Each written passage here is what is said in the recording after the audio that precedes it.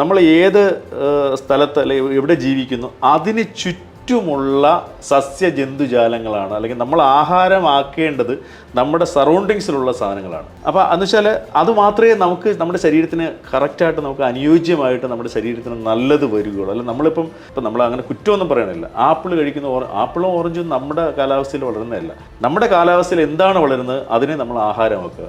അതാണ് നമ്മുടെ ശരീരത്തിന് ഏറ്റവും അനുയോജ്യമായത് എന്ന് നമ്മൾ പറഞ്ഞു കേട്ടിട്ടുണ്ട്. അത് എനിക്ക് കറക്റ്റാണെന്ന് എനിക്ക് തോന്നിയിട്ടുമുണ്ട്.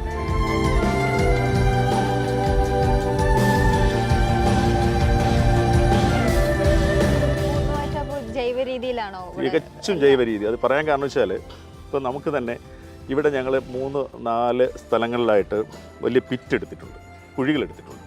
അപ്പോൾ ഇവിടെ നിന്ന് ഉണ്ടാകുന്ന നമ്മൾ പറിച്ചെടുക്കുന്ന ഈ കളകൾ എന്ന് വെച്ചാൽ കാട് പറിച്ചെടുക്കുന്നു.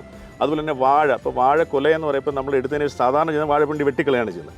നമ്മളിതിനെ വെട്ടി ഇതിനെ ചെറിയ ചെറിയ പീസുകളാക്കിയിട്ട് ഈ നമ്മൾ ഈ പറയുന്ന പിറ്റുകളിടുന്നു. പിറ്റുകളിട്ടതിന് ശേഷം ഇതിനകത്ത് വളരെ ജൈവ രീതിയിൽ തന്നെ ഇതിനെ നമ്മൾ 3-4-6 മാസം കൊണ്ട് ഇതിനെ തികച്ച് നമ്മുടെ കറക്റ്റ് മണ്ണ് പോലെ തന്നെ വളരെ പെട്ടെന്ന് നമ്മളെ ചാണകപ്പൊടിയില്ല ആ രീതിയിൽ നമ്മളത് ആക്കിയെടുക്കുന്നു. അത് തന്നെയാണ് നമ്മളിവിടെ കൂടുതലായിട്ട് യൂസ് ചെയ്യുന്നത്.